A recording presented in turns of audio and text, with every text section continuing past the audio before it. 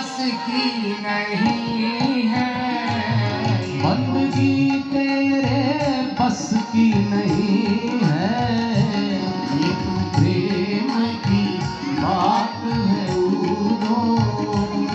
बंदगी तेरे बस की नहीं है, यहाँ सर के होते हैं सौदे, यहाँ सर के होते हैं सौदे। ये आशिकी इतनी सस्ती नहीं है, आशिकी इतनी सस्ती नहीं है, ये तो प्रेम की बात है उदो।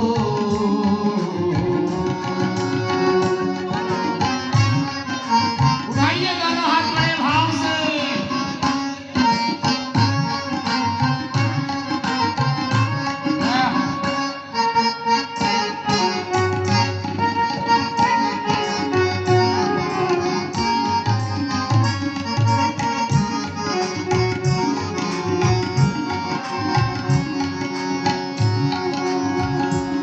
प्रेम वालों ने कब वक्त पूछा, प्रेम वालों ने कब वक्त पूछा, उनकी पूजा में सुन ले उदो।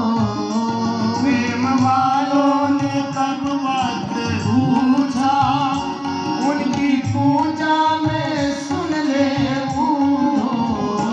यहाँ दम दम में यहाँ दम दम में होती है पूजा, सर झुकाने की फुर्सत नहीं है, सर झुकाने की फुर्सत नहीं है, ये तो प्रेम की बात है उदो।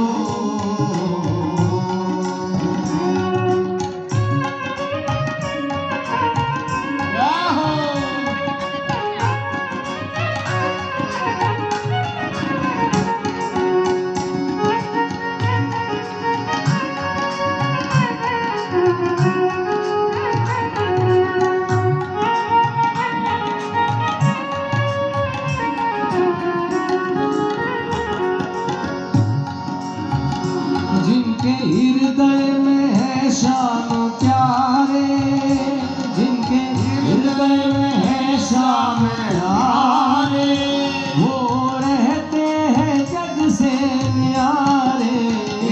जिनके हृदय में है श्याम प्यारे, वो तो रहते हैं जग से न्यारे। वो तो रहते हैं जग से न्यारे, वो तो रहते हैं जग से न्यारे, वो तो रहते हैं जग से न्यारे। जिनके हृदय में है श्याम प्यारे, वो तो रहते हैं जग से न्यारे। जिनके हृदय में, जिनकी नजरों में मोहन समाए, हाँ जिनकी नजरों में मोहन समाए, वो नजर फिर तरसती नहीं है, वो नजर फिर तरसती नहीं है, ये तो प्रेम की बात है उदो।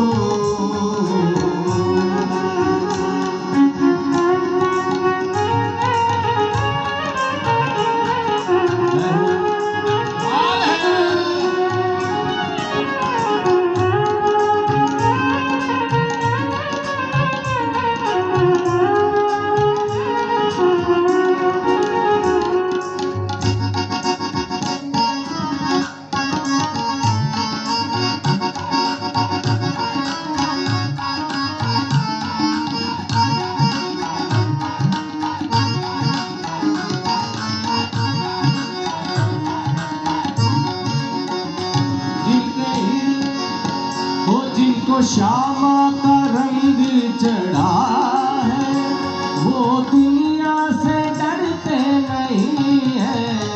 जिनको श्यामा का रंग चढ़ा है, वो दुनिया से डरते नहीं है। वो एक एक बार जो पी लेता है, एक बार जो पी लेता है, उम्र भर वो उतरती नहीं है, उम्र भर वो उतरती नहीं है।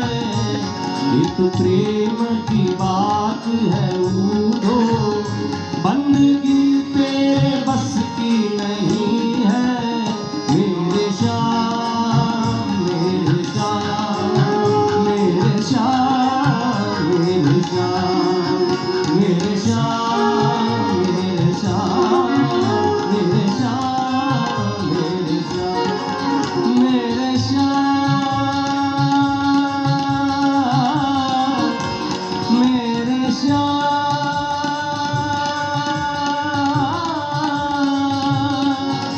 मेरे श्याम, मेरे श्याम। बोलिए रासेश्वर भगवान की जय श्री हरि भगवान की जय। ये तो प्रेम की हर बात है, अरे ऊधो अरे बंदगी तेरे बस की नहीं है। उद्धव जी ने अपने ज्ञान के द्वारा, अपनी बातों के द्वारा, अपनी चर्चाओं के द्वारा गोपियों को बहुत समझाना चाहा, लेकिन गोपियों के मन में, गोपियों के तन में, गोपियों के हृदय में, गोपियों के रोम रोम में जो परमात्मा बसे हुए हैं, उन गोपियों को क्या समझाया जाए। अंत में उद्धव गोपियों का समर्पण, भगवान के प्रति शरणागति का भाव देख करके उद्धव गदगद हो गए। उद्धव को लगा ये वास्तविक भक्ति है। हाँ? इन गोपियों को कृष्ण से कुछ नहीं चाहिए, बस निस्वार्थ प्रभु का चिंतन करना। न तन चाहिए, न धन चाहिए, न पदार्थ चाहिए, न सामग्री चाहिए। हाँ। निस्वार्थ परमात्मा का चिंतन करना, यही तो सबसे बड़ी भक्ति है। उद्धव जी गोपियों का भगवान के प्रति भाव, ये समर्पण, ये शरणागति देख करके उद्धव के गदगद हो गए और गोपियों के चरणों में गिर पड़े। संत महापुरुषों ने इस प्रसंग को अपने भाव में बताया। ज्ञान बजाई डुगडुगी, अरे विरह बजायो ऊधो, सूधो हो गयो सुन गोपियन के ऊधो सूधो हो गया। उद्धव जी के हृदय में जो ज्ञान का घमंड था, ठाकुर यही तो चाहते थे, भगवान कृष्ण यही चाहते थे कि मेरे साथ में रहने वाला, मेरा सखा, मेरा प्रिय, वो ज्ञान के घमंड में भटक रहा है। उसको पता चले भक्ति किसको कहते हैं, प्रभु के प्रति समर्पण क्या होता है, कैसे प्रभु को निस्वार्थ याद किया जाता है। हम जगत वाले जितने भी हैं ना, भगवान को याद करते हैं ना, हम सब स्वार्थी हैं। किसी को बेटा चाहिए, किसी को धन चाहिए, किसी को मकान चाहिए, किसी को कुछ चाहिए। हम सब स्वार्थ से भरे हुए प्रभु को याद करते हैं, लेकिन इन गोपियों को तो भगवान से कुछ भी तो नहीं चाहिए। इसलिए गोपियों की महिमा वेदों में, पुराणों में, उपनिषदों में गाई गई है, क्योंकि निस्वार्थ जिनके हृदय में भगवान के प्रति चिंतन है। तो बहुत विस्तृत प्रसंग है, इन प्रसंगों को छूते हुए, समय की नजाकत को देखते हुए हम थोड़ा आगे बढ़ते हैं।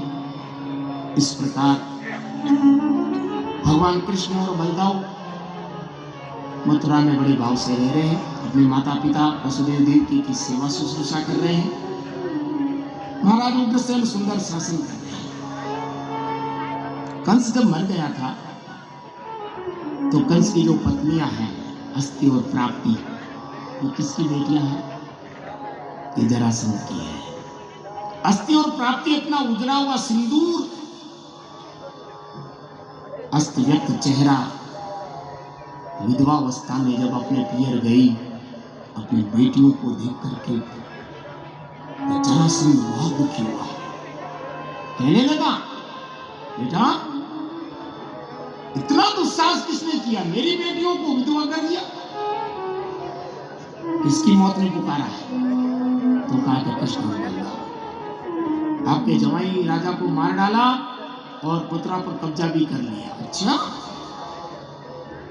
जरासंध उस समय बहुत ताकतवर था, बहुत बलशाली था, स्वयं भी ताकतवर, और अपने जैसे जो भी थे उनको सबको इकट्ठा किया। जड़ो आदमी वेनी बिने बड़े मिलिया करे। मारवाड़ में कहावत है कि कर्म फूटोड़ा ने यूं फूटोड़ो मिल जावे। हाँ, जैसा ये स्वयं था वैसे वैसे लोगों को इकट्ठा किया। चलो, कृष्ण बलदेव की इतनी ताकत, हमारे महाराज कंस को, हमारे जवाई को मार डाला। सबको इकट्ठा करके वो मथुरा नगरी को घेर लिया। अब मथुरा में इतनी सेना नहीं थी। जरासंध तो लाया समुद्र की तरह लंबी चौड़ी सेना, 23 अक्षौहिणी। एक अक्षौहिणी सेना में लाखों सैनिक होते हैं, सैकड़ों हाथी होते हैं, हजारों घोड़े होते हैं, सैकड़ों रथ होते हैं। 23 अक्षौहिणी सेना जिधर नजर जाए। मथुरावासी घबरा गए। महाराज उग्रसेन दौड़े दौड़े आए कृष्ण बलदेव के पास। महाराज, कृष्ण ने आक्रमण कर दिया, हमारी नगरी को घेर लिया। पुराने जमाने में नगर की परकोटे हुआ करते थे, परकोटे के दरवाजे होते थे, तो चारों तरफ से घेर लिया जरासंध। कृष्ण बलदेव कहने लगे, उग्रसेन की घबराने की जरूरत नहीं, अपने पास जितनी सेना उसको तैयार करो और हम सेना का नेतृत्व तो हम करेंगे। कृष्ण बलदेव तैयार हो गए, सेना तैयार की गई और मुख्य दरवाजा खोला गया। मुख्य दरवाजे के खुलते ही भगवान कृष्ण और बलदेव आगे आगे सेनापति के रूप में, मुखिया के रूप में, और पीछे सेना। जो भी उनके पास में संसाधन थे मथुरा वासियों के पास में सब लेकर के गए। जय कृष्ण और बलदेव युद्ध के मैदान में गए तो देखा चारों तरफ रथ ही रथ, घोड़े, हाथी, सैनिक। आकाश में से दो दिव्य रथ धरती पर उतरे हैं। एक में शंख चक्र गदा पद्म धनुष बाण। भगवान कृष्ण उसकी परिक्रमा करते हैं और परिक्रमा करके उसके अंदर शोभायमान होते हैं। दूसरा रथ जिसमें हल भूषण और धनुष बाण, बलदेव उसकी परिक्रमा करके प्रणाम करके उसके अंदर सुशोभित होते हैं। जरासंध की नजर कृष्ण बलदेव के ऊपर पड़ी और वो बकबक करने लगा, बड़बड़ाने लगा, ऐ कृष्ण, ऐ बलदेव, तुम्हारी इतनी हिम्मत, तुमने देश के राजा को मार डाला। अरे तुम्हारी क्या औकात है? तुम्हारी माँ का पता नहीं, कोई कहता है कि देवकी का है, कोई कहता है यशोदा का है, तुम्हारे बाप का पता नहीं। माँ बाप पर जब आ गया तो कृष्ण कहने लगे, जरासंध, सूरवीर बकबक नहीं किया करते हैं, मैं तो चला बाण। बाण पर बाण चलने लगे। युद्ध का वो दृश्य अद्भुत। हाथी वाले हाथी से लड़ रहे हैं, घोड़े वाले घोड़े से लड़ रहे हैं, रथ में बैठे हुए आपस में तीर कमान लिए हुए और बाण पे बाण चल रहे हैं। घोर युद्ध हुआ। युद्ध चलते चलते कृष्ण और बलदेव ने जरासंध की सेना का काम तमाम कर दिया और अंत में जाते जाते जरासंध बलदेव के हत्थे लग चढ़ गया। बलदेव ने उसके बाल पकड़ करके अपना मूसल जो सिर पर देना चाहा तो भगवान कृष्ण ने आकर के बलदेव का हाथ पकड़ लिया। ठहरिए भैया, ठहरिए।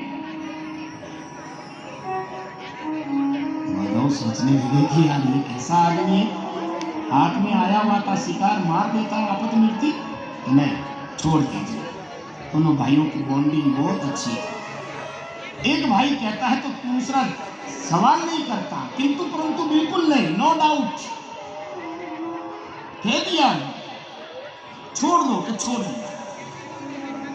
युद्ध खत्म। जरासंध बड़ा लज्जित हुआ। सूरवीर जो लोग होते हैं ना, वो युद्ध के मैदान में मर जाना पसंद करते हैं, लेकिन युद्ध हार करके युद्ध के मैदान से जाना उसके लिए बहुत दुखद।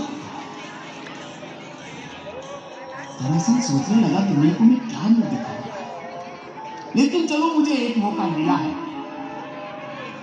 मैं युद्ध से भागा तो नहीं, मैं पीठ दिखा करके भाग जाता तो कदाचित मैं कायर कहलाता, मुझे छोड़ा गया है, ठीक। इधर युद्ध जीत करके जब मथुरा नगरी में प्रवेश किया तो ढोल नगारे बाजे बजने लगे हैं, कृष्ण की जय हो, बलराम की जय हो, सब बड़े प्रसन्न। बलदेव कहने लगे कन्हैया, जरासंध हाथ में आया हुआ था और तूने मुझे मना क्यों किया? तो कृष्ण कहने लगे भैया, अभी तो इस धरती पर जरासंध के जैसे बहुत सारे दुष्ट हैं, तो भैया एक एक करके आप और हम कहां ढूंढने जाएंगे? ये जरासंध जड़ो एरो डोल है, बेड़ा अपना अपना भी भेड़ा कर ले, भेड़ा कर कर इकट्ठे कर करके ये लाता रहेगा यहाँ, और अपन यहाँ बैठे बैठे इनका काम तमाम करते रहेंगे, घर कटे गोट मनाता रहेगा। तब बलदाऊ कहने लगे रे कन्हैया तू तो बहुत होशियार है, ये तो युक्ति मेरे को पता ही नहीं थी। कृष्ण में मुस्कुराने लगे और पाँव के भोग लगा करके कहने लगे भैया, आपका जो भाई है, दोनों भाइयों में कितना प्रेम। और यही हुआ, जरासंध को छोड़ा, जरासंध फिर धरती पर भटकने लगा और अपने अपने जैसों को इकट्ठा करके वो 17 बार चले, 17 बार, और भगवान उसका काम तमाम करते रहे, उसको छोड़ते रहे।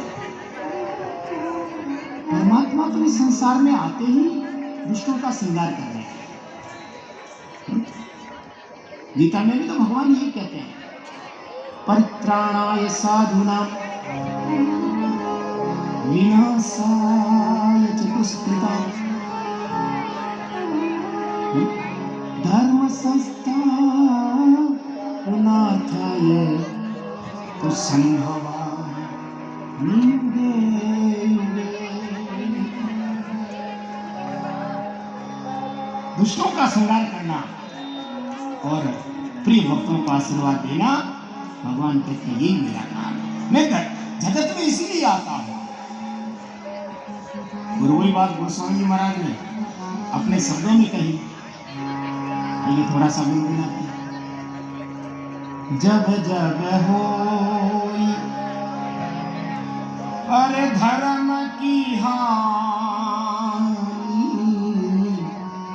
अरे बागही असुर अधम अभिमानी, बागही असुर अधम अभिमानी।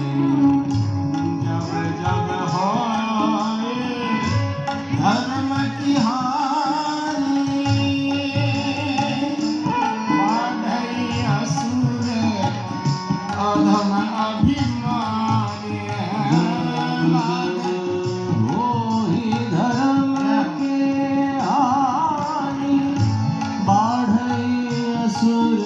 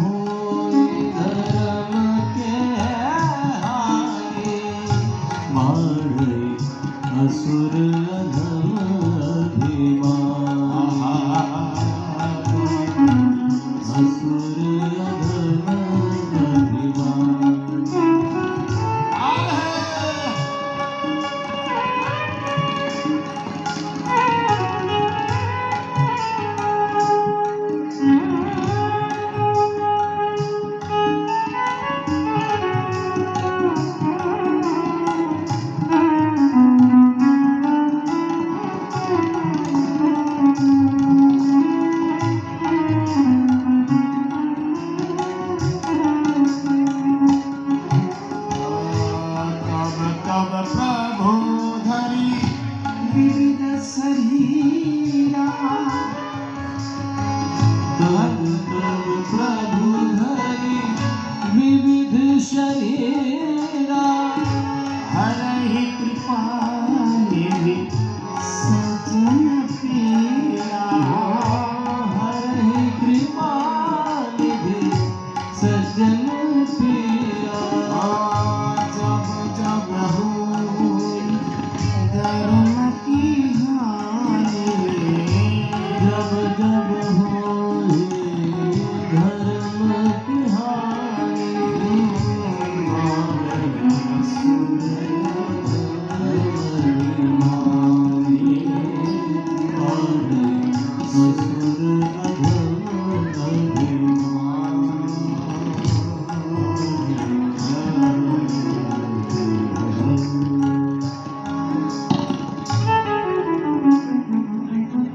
जब जब हो धर्म की हानि आहा जब जब इस धरती के ऊपर धर्म के ऊपर आघात आता है धर्म को कुचलने का उत्सुक प्रयास होता है तब तो भगवान पर जब जब हुई धर्म की हानि बात ऐसे उधर भगवान तब तब प्रभु धरि विविध शरीर भगवान तब तक अलग अलग रूप लेकर के राम बन के कभी श्याम बन के अलग अलग रूप लेकर के भगवान पधारे तो 16 बार जरासंध धरती पर रहने वाले इन राक्षसों को असुरों को अधर्मियों को लेकर के इकट्ठा करके आता रहा और भगवान ने उसका संहार 17 बार ये लेकर के आया 18वीं बार की तैयारी कर रहा है इधर एक और यवन था एक राक्षस था एक असुर था एक अधर्मी था विधर्मी था जिसका नाम था काल यवन वो अपने आप को बहुत बड़ा मानता था नारद जी महाराज विचार करने लगे भगवान धरती पर आए हुए हैं फिर कोई छोटा मोटा कोई अपराधी कोई रह नहीं जाए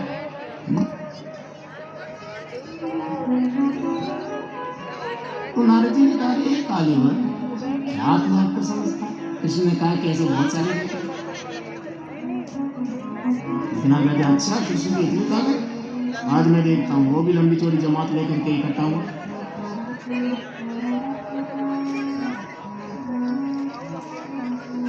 अब भगवान ने कृष्ण ने कहा बलदेव को आप उसकी जो सेना उसको देखो मैं इसको देखता हूँ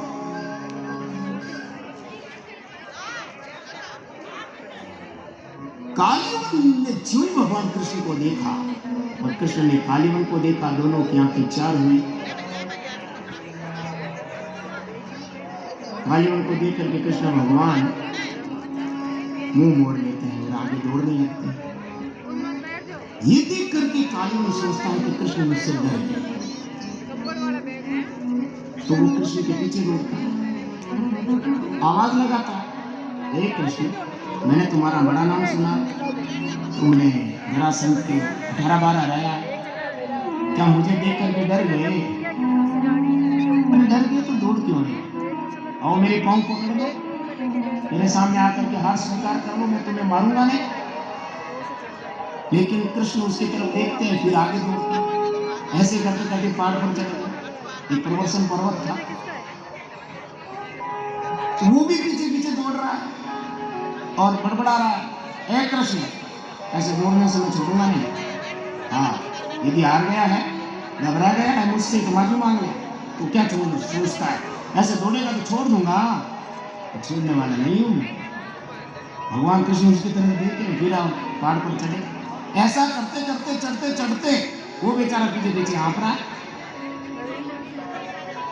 लेकिन जिद्दी वो भी है भगवान पहाड़ों के ऊपर चढ़ते चढ़ते एक गुफा के अंदर प्रवेश किया गुफा में अंधेरा एक व्यक्ति सोया हुआ ठाकुर ने अपना जो दुपट्टा था ना उस सोए हुए व्यक्ति के ऊपर उड़ा दिया उड़ा करके भगवान गुफा के अंधेरे में छिप गए गुफा में कोई कोट लेकर के छिप गए पीछे से वो हाँफता हुआ सांसें खुली हुई आया बड़बड़ा रहा, अरे कैसा आदमी इतना डरता है तो पाँव क्यों नहीं पकड़ लेता, हाथ क्यों नहीं मान लेता। मैं तुझे छोड़ूंगा नहीं। जय गोपा के अंदर देखा तो कृष्ण का दुपट्टा देख करके सोचने लगा, अच्छा वाह भाई कैसा इंसान है। अभी दौड़ रहा था, सो गया और दुपट्टा ओढ़ करके सो गए। अरे ऐसे दुपट्टा ओढ़ करके सोने से मैं छोड़ दूंगा तुझे, खड़ा हो जा, देख मेरे पाँव पकड़ ले, हाँ एक माफी मांग ले, हार स्वीकार कर ले, मैं तुझे छोड़ दूंगा। अरे उठता नहीं उठता, अरे कैसा आदमी देख, मैं लात मारता हूँ। और यूं करके ज्वाई तेजी में आकर के लात मारी। लात मारते वो व्यक्ति जो सोया हुआ था, क्रोध के मारे उसकी आंख खुली, क्रोध भरी दृष्टि जो कालीवन के ऊपर पड़ी और पड़ते ही महाराज स्वाहा, राख की ढेरी हो गया, भस्म हो गया। अब वो व्यक्ति जिसको क्रोध आया हुआ था, धीरे धीरे उसका क्रोध शांत हुआ। शांत हुआ तो वो सोचने लगा, वो दुपट्टो कौन उड़ा गया, ऐसा सोच रहा था। इतने में कृष्ण सामने आया। कृष्ण को देख करके कृष्ण भगवान के चेहरे का स्वरूप, वो छवि, वो छटा, वो चेहरे की चमक, वो भगवान का नूर समझ गया। देवताओं ने मुझे जो आशीर्वाद दिया था कि तुझे भगवान दर्शन देंगे। और ये कौन था व्यक्ति, मुचकुंद नाम का राजा था पूर्व जन्म में। ये मुचकुंद था। इसने देखो देवताओं के साथ जब युद्ध हुआ तब उसने देवताओं की सहायता की थी। मृत्यु लोक से गया था। मृत्यु लोक के महाराज 1000 वर्ष और देवताओं का एक दिन बराबर होता है। 1-2 दिन रहा होगा, उसने कहा वापस जाऊंगा। देवताओं ने कहा वापस जाके करोगे क्या, कि मैं मेरा राजकाज संभालूंगा। अरे भैया पीछे कोई सैकड़ों पीढ़ी चली गई, तुझे कोई नहीं पहचानेगा, तो क्या करूं। देवताओं ने कहा कि तुमने हमारी सहायता की है, इसलिए हम तुम्हें आशीर्वाद देते हैं कि तुम्हें भगवान का दर्शन होगा। अमुक पर्वत पर चले जाओ, आराम करो, मौज करो, थके हुए हो। भगवान देवताओं की बात को निभाते हैं। भगवान अपने भक्तों के वचन को हमेशा ध्यान में रखते हैं और देवताओं की कोई बात को ध्यान में रख दर्शन देता है। यही मुचकुंद राजा मृत्यु रूप में जाकर के नरसिंह भगत के रूप में जगत में देखा। तो इस प्रकार भगवान एक रास्ते पर कई काम करते हैं। अपन कहते हैं एक पंथ दो काज, अपन तो एक रास्ते पर 2 काज भी करते हैं, भगवान कई काम करते हैं। भगवान को यहाँ भगत को दर्शन भी देना था।